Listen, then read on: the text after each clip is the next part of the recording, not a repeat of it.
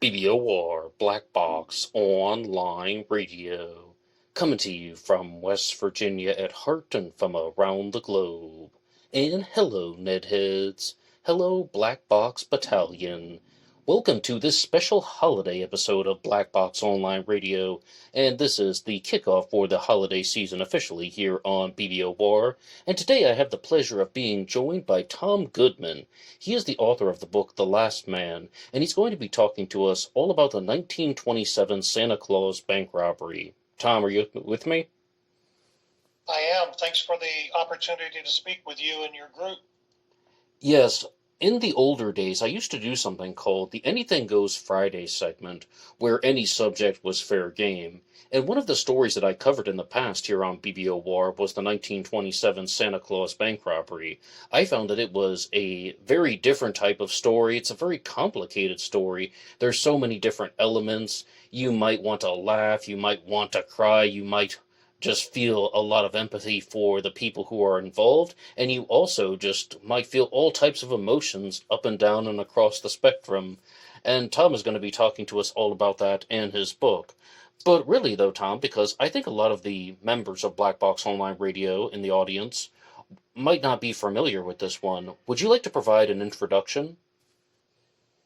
Yeah, I appreciate the opportunity to do that very thing.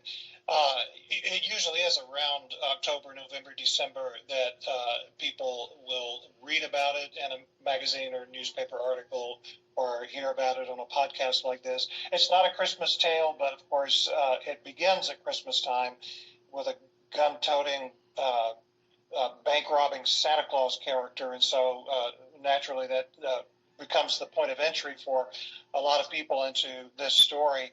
I lived in the small Texas county in the 1990s where all of this took place in the 1920s. And so I got a chance to hear a lot about the town's most infamous crime while I lived there. But it was another 25 years or so before I decided, you know what, I think I can put this into book format, and was able to do a little more research and not only to the original newspaper articles about it, but the Texas Library and Archives, Texas State Library and Archives in Austin, has some material just for patrons who go to that archives building that was only available to me and any others that take a look at the archives files. But it did happen, or at least the inciting incident happened 2 days before Christmas in 1927, when four men set out to rob the First National Bank of Cisco. And one was from Cisco, Texas. And so in order to rob the bank of his neighbors, he had to disguise himself. And since it was 2 days before Christmas, he thought it would be brilliant to dress as Santa Claus for the robbery. It was supposed to be this easy 3-minute heist. This was well before the days of bank cameras and even armed guards inside the bank lobby and that kind of thing. And so the plan was to go in through the front door on Main Street, rob the place, exit through an alleyway door that was in the bookkeeping room, get into their getaway car, get out on Main Street, they'd be gone with a huge payoff in just 3 minutes. But it went sideways fast. Word got out that the bank was being robbed, and it was quickly surrounded by lawmen and citizens.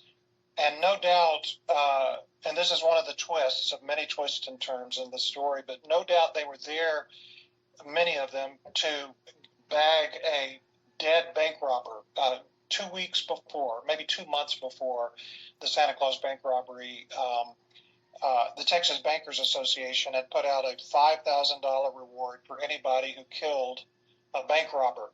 Now, in that period of time, an average of about 4 banks per day in Texas were being robbed, and the Texas Bankers Association wanted to stem the tide. And so I guess basically they were deputizing citizens by promising a $5,000 payout, and the poster said, and not 1 cent for a live one. I mean, they intended this to be a deterrent for robbers to come into their banks. Now, $5,000, that works out to about $85,000 in today's money. So, I mean, I think any number of us would probably consider us better shots than we are if we had that as a potential reward. Uh, so, again, a number of people surrounded the front and the back of the bank alleyway and started shooting at anyone who had the temerity to stick their head out of that side door into the alleyway, including another twist in the story. There were a number of Cisco high school football players that found weapons and participated in shooting into this alleyway as well. According to one story, and I haven't been able to confirm it, but it is a story that circulates. There was a hardware store across the street from the bank, and men were running in to grab rifles with promise to pay the hardware owner for them later on. They needed to have something in their hands to try to bag this dead bank robber reward. Now, this alleyway, an estimated 200 rounds of ammo were shot into and out of that alleyway within about a 15-minute period of time. So this became a getaway with some lethality to it, and the bank robbers had to find some way to safely get to their car. So they took hostages. They took bank employees and bank customers, including two fourth-grade girls, and they used them as human shields to get out to their getaway car. They did make it to the getaway car. They were terribly shot up, but they made it out of town, and that began the largest manhunt in Texas up to that time. It took 7 days to bring all of these guys in. One guy was killed in the getaway, but the other three were alive, quite wounded but alive when they were captured, and they were each put on trial. And they were put on trial for these were capital crimes, not just the fact that there were people killed in the getaway. The chief of police and one of his deputies, sadly, were gunned down in the alleyway during the shootout, and that would have made it a capital crime. But armed robbery was a capital crime in Texas at that time, so they were facing the electric chair. They were facing the death penalty. Two men received the death penalty from the county jury. One man received a life sentence. Of the two who received a death penalty, both of them tried to feign insanity while they were on death row. A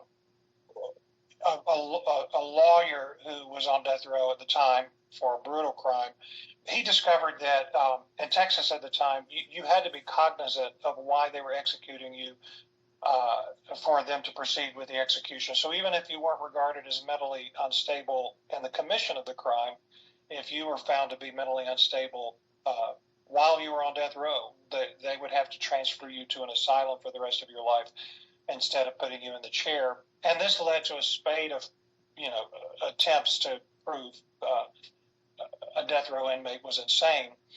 And so one of the Santa Claus Bank Robbery bandits, he tried for that. It took the jury only 10 minutes to determine he was sane enough to be executed. And he was executed in the electric chair on September 6th, 1929. The other guy that was on death row, he also feigned insanity, and he proved to be a little more persuasive, so much so that Eastland County began to be concerned that there would be somebody other than the people of their county who would determine this guy's fate. And so they came up with a bench warrant on a different charge to bring him back to Eastland County while they tried to determine what to do. And it was during this time that he broke out of his feigned insanity. He came out of that and attempted to break out of prison, killed a popular jailer in the process. And the very next day, about 1,000 people surrounded the Eastland County Jail. Most of them, by newspaper reports, were not there for nefarious purposes, but a handful, probably about 50, were there with the intention of lynching this guy. And they broke into the prison, took the keys off the jailer, went up and dragged this bandit out and lynched him across the street from the prison. And that's usually where the story ends. When it's told in magazines or newspapers, it usually ends in this really dramatic public lynching, and it's certainly a spectacular part of the story. But when I lived in Eastland County in the 1990s, and people would tell me the story of their town, I would say, but what happened to the last guy? You've told me about the guy that was killed in the getaway, and the guy that was executed in the electric chair, and the guy that was lynched by an angry mob. But there was this fourth guy. He was given a life sentence. Did anything interesting happen to him? Well, as a matter of fact, through research on the newspaper articles, a lot of interesting things happened to him. Now, at first, he tried to break out of prison every chance he could, and he was involved in some pretty spectacular jailbreaks, including one where he and about 14 other people dug from the kitchen 6 feet down, 60 feet across to get out to the other side of the perimeter fence. And he was on the lam for about a year and a half after that prison break. But after about 3 or 4 of these, a couple of them, which were, like I said, pretty spectacular, he settled down and turned his life around, so much so that only 15 years into his life sentence, he was given a conditional pardon by the governor of the time. And he did something with that second chance. He by the time he died as a 90-year-old in 1996, he had been a married model citizen for 50 years. Got a full pardon in 1964 by John Connally. I mean, the governor of Texas at the time. I mean, I just have always been curious as to why that never makes it into the story of the Santa Claus Bank Robbery. So, like I said, about 25 years after I moved from that county, I guess I decided I needed to be the one to tell the story. So the name of my book is The Last Man. So I tell about the deaths of the other 3 bandits, but I also tell about the life and the life change of the last man. And it's been fun to have that book out there. It's been out a couple of years now and sold really well. And I got a Spur Award from the Western Writers of America for best first novel. So that was really satisfying. But that's as quick as I can tell of the story of the Santa Claus Bank Robbery. And Tom, I greatly appreciate that, and congratulations on receiving that award. But because I did the episode in the past, one thing that I remember about this story is something that is actually very tragic, and you even brought it up in the introduction, and that is that children were used as shields, as you put it, and I think that's the only fair way to put it. But one thing that I would like some clarity on, because there is information that's out there, but because you've researched this in depth, were the young children active participants in this? You might even, if people do some Googling, they might even read that the children were dressed as Santa's elves, and then they realize, oh no, this is a bank robbery. What on earth is going on? We've been duped and deceived. What have you found about that? No, that's a good question. No, the child hostages were not dressed as elves. In fact, the only one dressed in any sort of festive festive gear was the guy that needed to disguise his identity, and so he dressed as Santa. Now, I will say, I mean, this is 2 days before Christmas. One of the things that probably didn't occur to the ringleader, kids were out of school, and so here it was in the middle of the day that they were going to do this robbery, and kids surrounded the Santa Claus character, making last-minute requests, right, for what he should bring them for Christmas. He did disperse them before he went into the bank, but then these 2 fourth-grade girls came out of the bookkeeping room. They were probably there to make a deposit in their little accounts and that kind of thing, and so they got caught up in this robbery, basically as customers. So no, they were not dressed as elves. Although I do have no doubt that when a Santa Claus character came out of the alleyway behind a couple of the bank employees, that the shooting stopped for a moment, recognizing a couple of their own citizens and assuming the Santa Claus character was a victim as well, until they started shooting at the chief of police, and then all bets were off. He was a target at that point too. But yeah, those little girls were taken into the alleyway where all the shooting was taking place, and of course the shooting subsided, seeing those little girls, but they were taken into the getaway car, and they were taken out of town, and that had to have been a traumatic experience for them. Anytime I tell this story at public settings, libraries, Rotary clubs, whatever, everybody wants to know right away, what happened to the girls. They were left in the getaway car as the surviving bandits went out on foot to get away from the posse. So they were left unharmed, but I'm sure they were traumatized. Yes, and that was a very big feeling that I had when I first looked into this because people might have the initial response of, oh, hey, a guy dressed up as Santa Claus and he was part of this bank robbery. Haha, that's really funny. Then it takes this very dark turn when they're just abducting these two girls and more or less using them as human shields, which is one of the most heartless things to do 2 days before Christmas, right?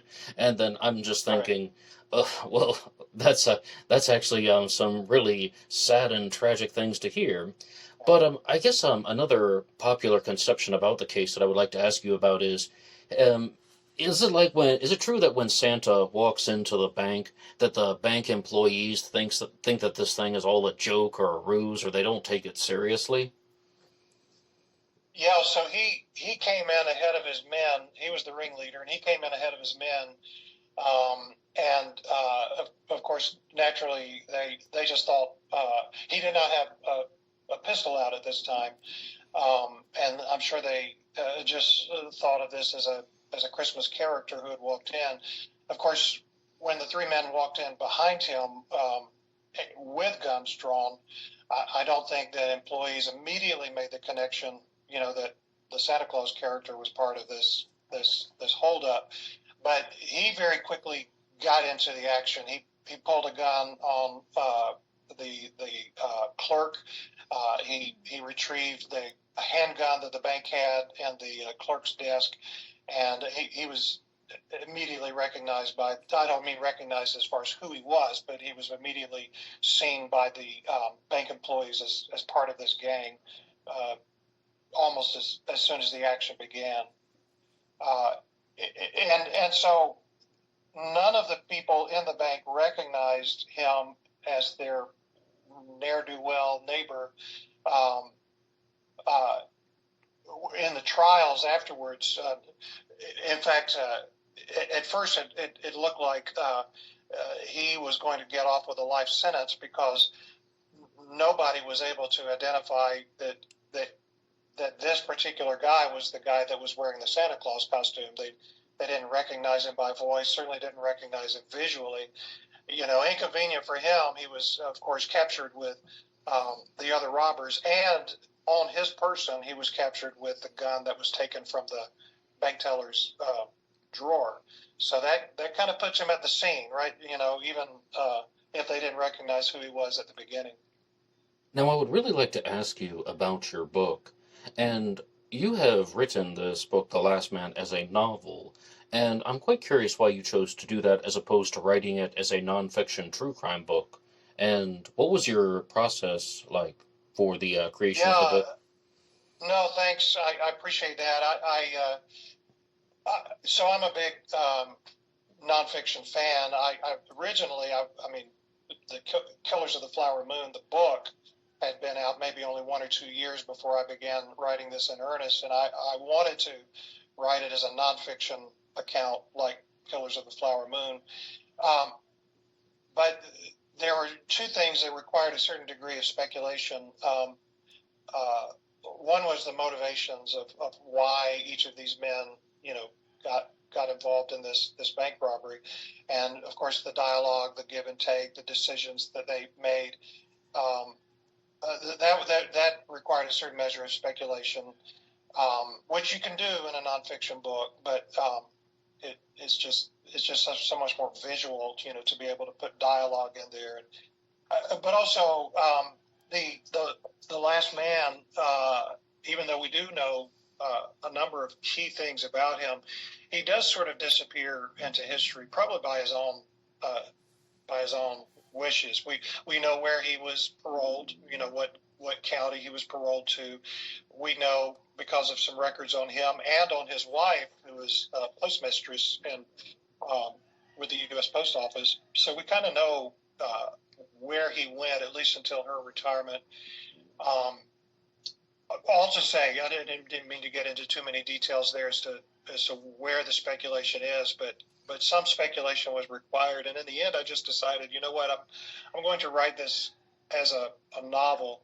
Now, this one of the things that a lot of people don't know. I mean, you can go onto newspapers.com these days and pull up newspapers from the era, from the time, and this was the OJ trial of its day. I mean, top, page one, top of the fold, every single day in Texas newspapers for 2 years, and in national newspapers as well, the New York Times and so on. Even though they didn't report on it every day, it was a story of national interest, and it was, or would have been, the largest heist in Texas bank robberies up to the time, if they had been able to get the money out of the city. And that's one of those errors that they made, that the money ended up in a car that they did not end up driving out of the city. And so it would have been one of the biggest bank heists of the time if they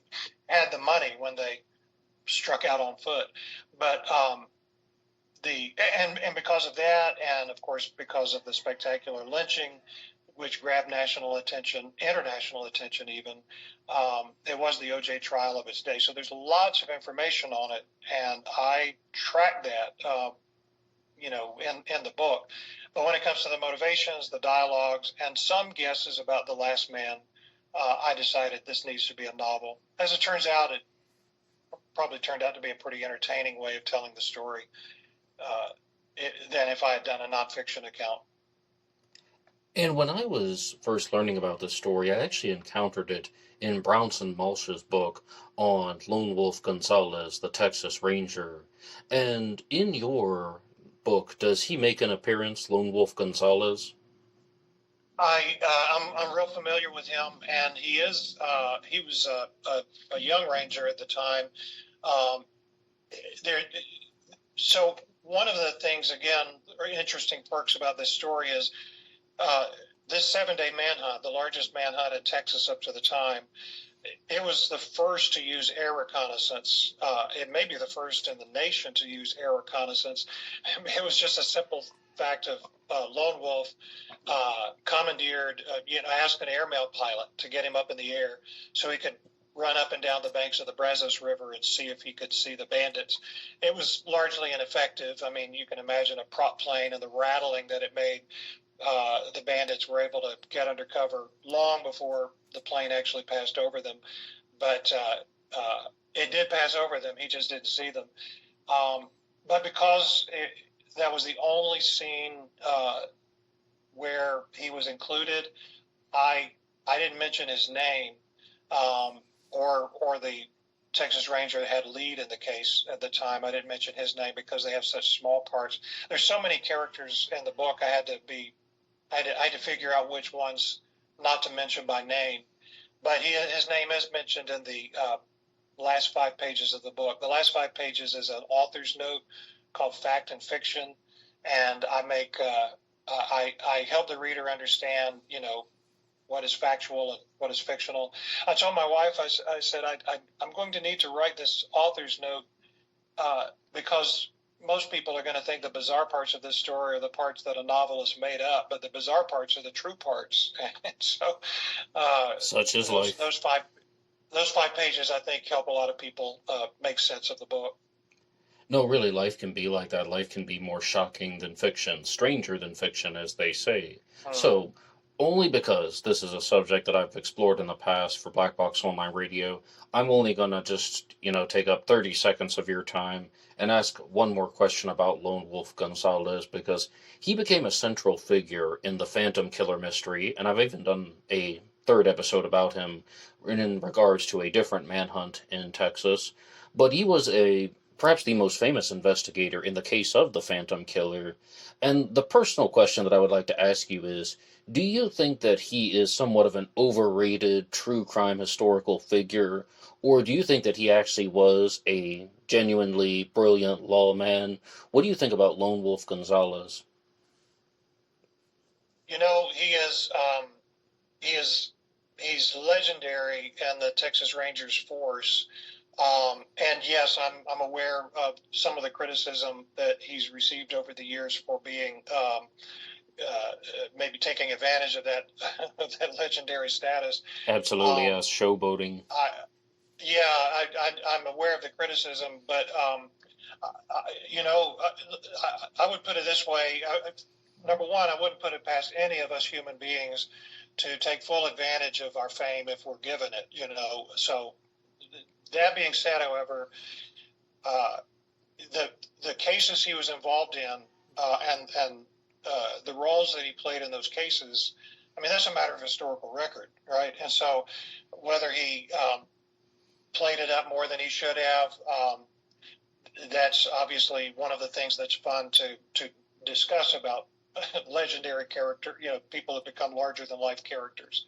Uh, but I think the cases he was involved in and the roles that he played, for the most part, are part of historical record. I would say he deserves the attention. It has something that is more relevant to the content of your book. When I first looked at this story, I was completely caught off guard. I thought this was going to be a bank robbery story. But then I really found that this turned into something different. It's not the 1927 Santa Claus Bank Robbery, it's the bank robbery, kidnapping, shootout, execution story. What was your initial process emotionally like? Did you have those types of moments where you were just completely shocked about the events of the story? Like, oh my God, what is happening? Because that's how I felt. Mm.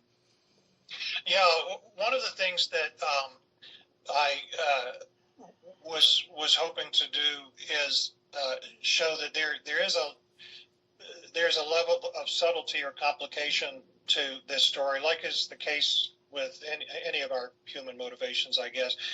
For example, I do think that the dead bank robber reward played a role in ratcheting the lethality up. I don't mean, the point is, I think they had fully intended to get in and get out in 3 minutes. I think they fully intended it to be just simply threatening people with their guns.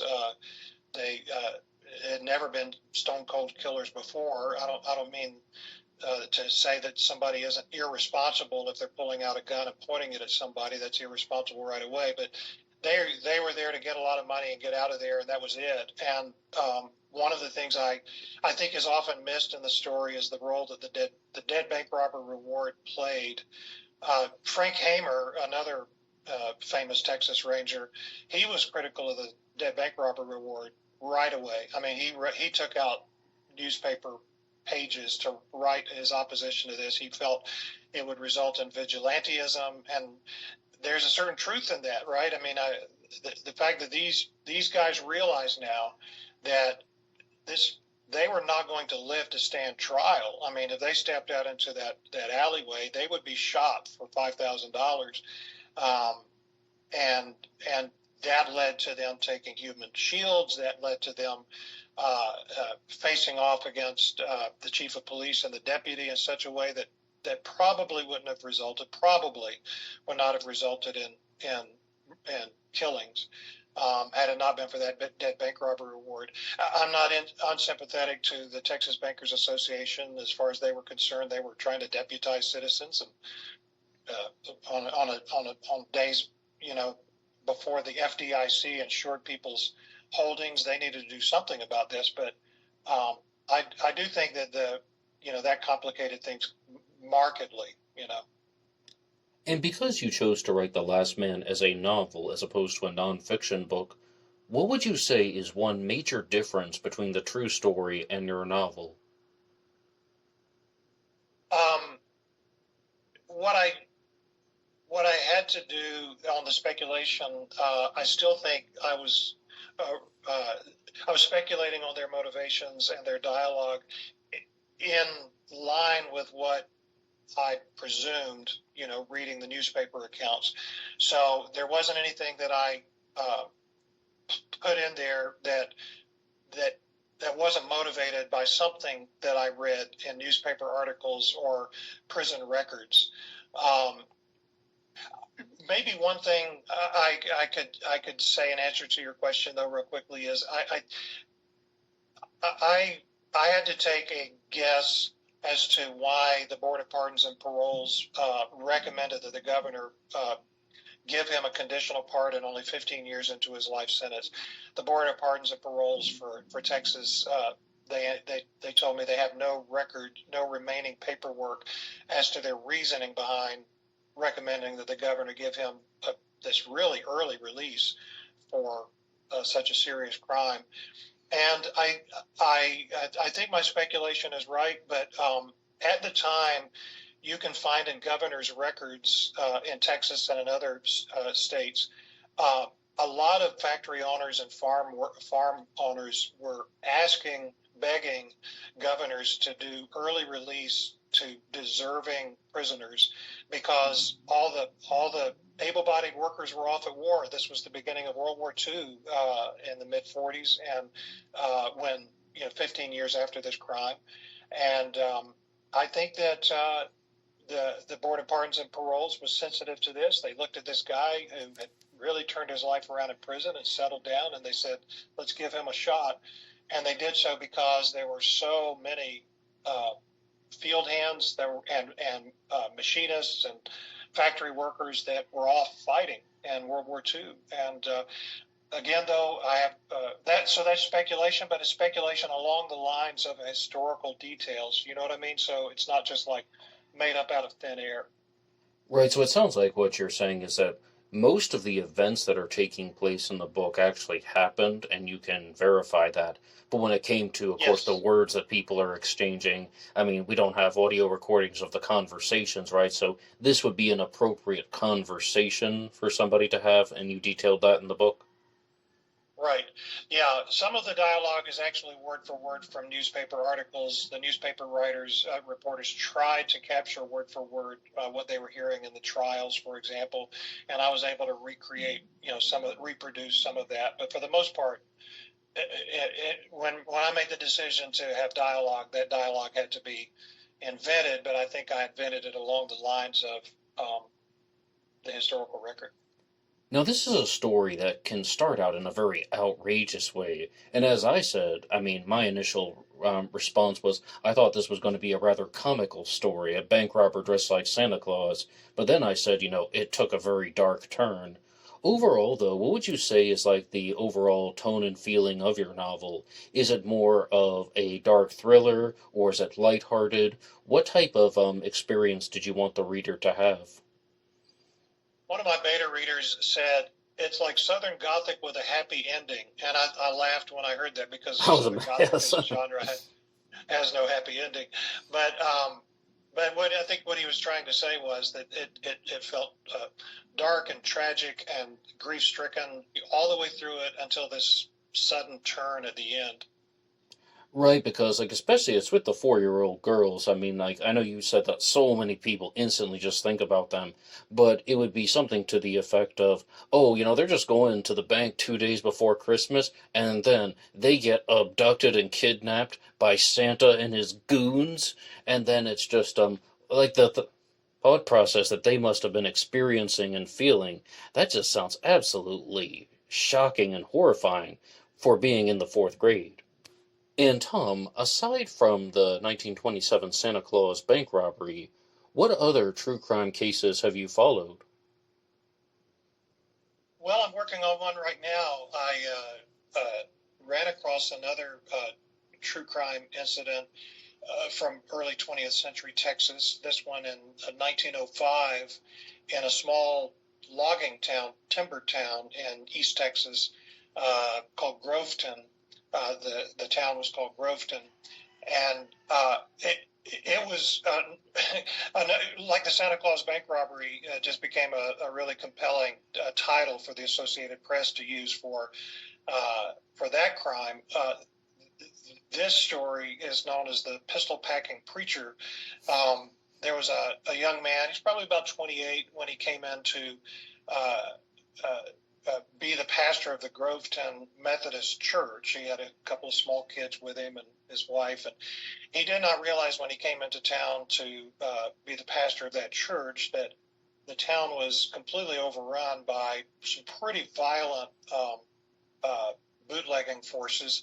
This was pre-national prohibition, but in a lot of states, prohibition efforts were taking place well before national prohibition became a U.S. constitutional amendment.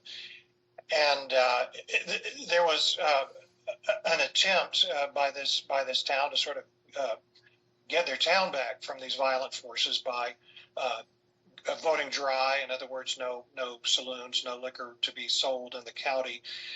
And of course, these violent forces just became even more violent when it came to suddenly not having any source of income. They with seeing that this community, this church in particular, was sort of leading the opposition against them, they burned down the church, burned down the parsonage. The pastor's life was threatened, and so he began carrying a Colt 45 in a holster all the time, authorized by the sheriff to do so. And on Sundays, he would take that pistol out and put it on the pulpit while he was preaching as a way of saying to anybody who had nefarious reasons to be there that he would dispatch them to the judge of all the earth if they were there for reasons other than worshiping with the congregation. And there was finally enough evidence to try to bring some of these violent bootleggers to court. County attorney and the chief witness was killed by them. The plan fell apart, and so the preacher organized citizens of the town, and I'm talking accountants and bankers and grocers, and in other words, not guys that carried heat all the time. And they assembled together, and they went into one saloon after another and smashed the place up and told the saloon operators this was their last time to make it out alive. If they came back, they would be killed. And so they had to use illegal means to sort of establish legality in their town once again. When I ran across that story, I thought, well, that would make a fun novel. That's my second novel. So I'm about a third of the way through the first draft of that. And it's again, it's got dark elements to it, tragic elements to it, but some just sort of attention getting or offbeat elements to it too, which there's a lot less information about this story than there was. Like I said, the Santa Claus Bank Robbery was the O.J. trial of its day. It was highly publicized, and this story was hardly known in Texas, let alone the rest of the nation. So there's very little information to go on, but fun, compelling story. And there are different types of true crime followers out there. Some people prefer unsolved mysteries. Some people prefer solved cases so that they can learn the story. And where do you think you fit into that type of spectrum? Well, you're right. The Santa Claus Bank Robbery and this story I'm working on now would be more on the solved side of things. And also, typically, true crime as a nonfiction genre tends to highlight stories from the last 30 years or so. Some of your podcast episodes go back much further than that, but as you know, that would of course make you stand out in the true crime podcast genre, because most of the podcasts are from the 80s, the 70s, at the latest. And of course, this story on the Santa Claus Bank Robbery is almost 100 years old now. So, but as far as a listener and a reader, I would say I'm interested in and both kinds of true crime, the unsolved and the solved. And if you ever want to explore the Phantom Killer mystery in the future, you can always come back on Black Box Online Radio and talk about that because, I mean, that might be not. I mean, I don't have favorites, but that's probably the story from Texas that I've explored the most. Have you ever looked into that one? I haven't. When you mentioned that Lone Wolf was involved in that, that was actually my first time to hear about that story, so I need to look into it. Oh, sure, sure, yes. I mean, like I said, he was the kind of high-profile person who was brought in for the Phantom Killer mystery, and it's a terrible, terrible story of like this serial killer who terrorized Texarkana in 1946 and then just disappeared and simply vanished. But perhaps that's a story for a different time. And right now, though, Tom, I would really just like you to have the floor. Do you have any final concluding message for the listeners of Black Box Online Radio? Where can people find your book? Any time frame for when you expect the next book to be coming out? And any concluding holiday message that you would like to share with the listeners of Black Box Online Radio? Yeah. So your listeners can download a free resource, a free book called The Santa Claus Bank Robbery and Photos. It's a 26-page book filled with photos of the child hostages, the bank employees who were taken as hostage, of course, the bandits themselves, pictures of some of the sites where various scenes happened, including the electric chair and the area where one of the bandits was lynched. And so I put that together. Now, it does have spoilers. I mean, it will tell you who the last man is. And a number of my readers have said when they bought the book from me in person, they've said, "Now don't tell me, who the last survivor is. I want to try to guess as the book goes along which one I should be rooting for." And and you can tell in the way I told the story today to your listeners, I just simply said the first bandit did this and the second bandit did this because I'm so used to people wanting to be surprised at who the last survivor is as they read my book. And so if you get this free book that I have available on my website, the Santa Claus Bank Robbery and Photos, if you don't like spoilers, you should probably read the book first and then flip through these digital pages and see pictures of these actual characters.